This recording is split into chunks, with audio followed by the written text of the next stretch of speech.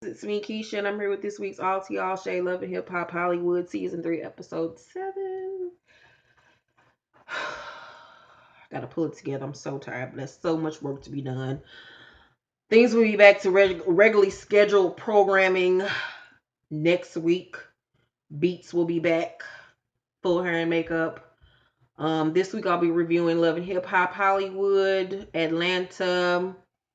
If you follow me on Instagram, Facebook, or Twitter, I put out a tweet today saying, asking what shows that you want me to start reviewing. So if you have any suggestions of drama series or reality TV shows that you want me to review, leave them down in the comment section. Because I want to start doing some different shows. So I'm going to be doing Love and Hip Hop Hollywood, Black Ink Crew Chicago when they start next week, Atlanta, and I want to throw in something else in there. A lot of people want me to do Queen Sugar. Queen Sugar, it's a good show, don't get me wrong, but from a writer standpoint, since I'm an author, it moves slow. I'm sorry, it does. It moves very slow, and they're not giving me the drama that I'm needing so far. I watch it every week, but it's just not giving me what I want. I don't know, but you all want me to review it. I'll think about it, but give me some other shows. I saw a lot about Sex and Lies. I've never seen that. Quantico. It was a lot of different stuff. So let me know down below reality television shows or drama series that you want me to review. I might start back doing Basketball Wives on Sundays now that my schedule is cleared up, but we'll see. Let me know down below. But let's get into this review. So Rock Mouth is at the barbershop with his Omarion braids. And I was just sitting there like, instead of you trying to get a new hairdo and get this haircut, please do us all a favor and go to your local dentist. You talk about all this money you got and all this money you make, and your teeth are throwing up like several different fucking dip sets. Like, I don't fucking understand what the fuck is going on. Like, you got the Bloods over here, the Crips over here, goddamn deuces, whatever. I don't know. You just a whole bunch of gangs fighting each other in your mouth, and it's fucking disrespectful. And I don't understand how this little bitty bitch is sitting up here talking about you the finest thing on earth, and you look like my big toe, nigga. No. So Ray J coming there like he hustle man and some shit, trying to sell this brush thing that he didn't created where you can, it's a brush and a sponge at the same damn time. And I just need him to get his little crackhead ass somewhere and sit down. Um, they in there pretending like they getting their haircut.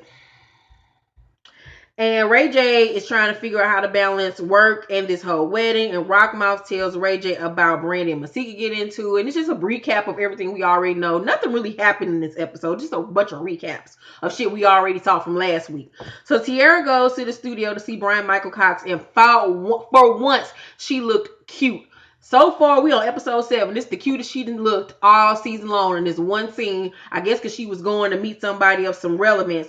She threw on a new wig, had a up-to-date current outfit. Her makeup was on point. Body was cute. Like, she looked like the old Tierra Marie. I wish she would look like that more often on this show, but I don't know what the hell is going on. I guess some coins is drying up. So she's trying to get her singing career back on track again. And she asks him, no, Brian Michael Cox brings up L.A. Reid when she was working with L.A. Reid back in the day when she was a teenager, when she first came out, and how L.A. Reid made a comment about paying more attention to Tierra Marie than he did Rihanna, and how he feels as though that was one of the biggest mistakes in his career. And I remember what was going on at that time. I remember they both came out at the same time, and Tierra Marie was the star, and then her attitude and getting into it with a lot of people and stuff, and her mother, I think, who was her manager back in the day, it was just all a big ass mess. And they dropped her ass. Jay-Z dropped her ass as like a fucking bad habit. He dropped her ass faster than he dropped a million. And then they focused all their attention on Rihanna, and now look, 10 years later, who's on top and who's on Love and Hip Hop. So she asked Brian, if you sit down with a bunch of industry folks and you ask them what they think about me, what would they say? And he says that the industry thinks she's crazy, that she has a bad attitude, that she needs to get her life in order, and that she can still change people's perceptions of her if she works hard and helps herself.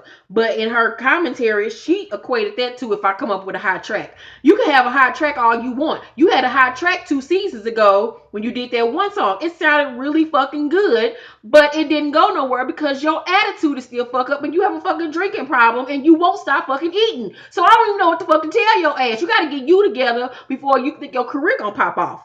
So Lyrica and A1 Sauce moving to their new house as a married couple, and I realized this on this episode that I didn't even realize she got braces down her on her bottom row of teeth. I was like, okay, talk to Rockmouth. Tell him about your dentist, please. And how braces is not a bad thing. So she thinks that they should throw a housewarming party, but that it should really be their wedding reception because Big Lyrica needs to know that she has gotten married. She's tired of keeping the secret away from her mother. So Tierra meets Pierce Face, Miss Nikki Baby, and her old roommate Andrew for drinks. And I'm like, how many fucking roommates have you had, Tierra Marie? God damn it. You need to go get you a job then, girl, if you keep on having to have roommates and shit. So it's Nikki Baby's birthday, and Tierra calls Nikki the MVP because she was playing both Safari and Rose at the same time, but Nikki doesn't feel good about what she did. And I'm like, well, bitch, you sure didn't feel bad about it while you was doing it. Shut up. So she says how Safari won't talk to her, and Rosa only discusses business with her because they got this pop-up shop coming up. And so they get to talking about Tierra being banned from Uber because she got into it with an Uber driver and he accused her of petty theft. And it was a whole big ass melee. And Nikki says that she's distanced herself from Tierra because of her drinking and that she feels like now she needs to step up and be a friend of her to try to help her. And Tierra says that she didn't take the plea deal, so now the case has to go to trial, and if she loses, she might have to serve 30 to 30 days to 6 months in jail. And I was like, well, bitch,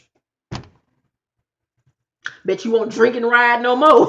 Like, get your life in order, girl. Like, why are you so angry? Did somebody hurt you? Did somebody touch on you as a kid? Like, what is going on with you? Why are you so fucked up?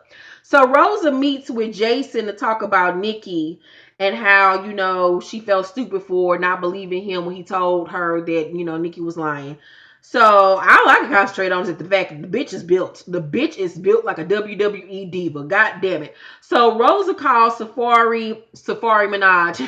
And I thought that was really funny.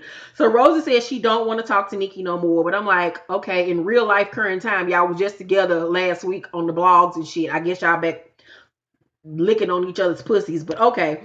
So she says that she's still gonna do the pop-up shop with Nikki because this is business. Then we switch to Little Lyrica at A1 Sauce House a warming party, and she's dressed like a prostitute angel. I don't know where the fuck she was going, honey. So Mama Lyrica and Timothy Matthews, aka Pam, are there, and Little Lyrica poses a toast about the housewarming, and everybody decided. And then A1 Sauce announces that it's a wedding reception, and Mama Lyrica decides to throw her glass cup across the room. But if you pay attention, she was damn near about to start laughing. This shit is so fucking scripted. So then Timothy walks over and hugs them both, and Mama Lyrica blames A1 for Lyrica running off and getting married on a whim. And then they reveal their wedding cake, which was fabulous, by the way. And Mama Lyrica says that Lyrica did, this whole thing the wrong way by not telling her. And Timothy then decided to, let her full man voice come out. She's like, you're probably just mad because they got married behind your back. You probably just mad because they got married, period, bitch. You're just mad. I'm like, oh my God, calm down, woman, man. So Mama Lyrica tells Timothy not to tell her how she should feel. And Mama Lyrica says that Little Lyrica is her only child and she should have been there, and that she's gonna and she was like, I'm just gonna get the fuck up out of here because y'all pissing me off. And Timothy like, yeah, get the fuck up out of here. Woo, woo, woo, woo, get out, yeah, huh. And I'm like, oh my God, please go take some more steroids. So it was just a big ass fucking scene, and I was just like, I'm glad I wasn't there. So Ray J and Princess in the car about to head to this secret location, and she's mad because he didn't show up for the cake tasting, and then he says he has a surprise for her, but the surprise is a scooty bike billboard in the middle of Hollywood Boulevard, and she's not impressed. And he wants her to take a picture of him in front of the billboard on a scooty bike, and I'm like, this shit is so fucking scripted. This boy is on this show to promote this fucking scooty bike and just to have a fucking wedding on the show on live television. That's what this whole storyline is about this season. Oh my God. So she then gets in the car and leaves him, and Rockmouth then goes to his son's birthday party, and Blue Brandy begs him to come home, and he decides he is. Then Nikki goes to the pop-up shop to that her and Rose are throwing together, and Tierra Marie and Nia are there to support her, and she tells them what happened between her and Rose and Safari. And then Rosie shows up with her little new boo named Carter. Now the T on Carter is, I used to follow this makeup artist on Instagram. I forgot her name, but she's also a wild and out girl. She's the wild and out girl that has the short little pixie cut, and she might have her hair different colors every season. This season that is a while now, she has it black, and she's like a white kind of girl. I don't know what nationality is, but she has some big lips and a little small, a little short pixie cut. She's a cute girl. She's a makeup artist, and I used to follow her.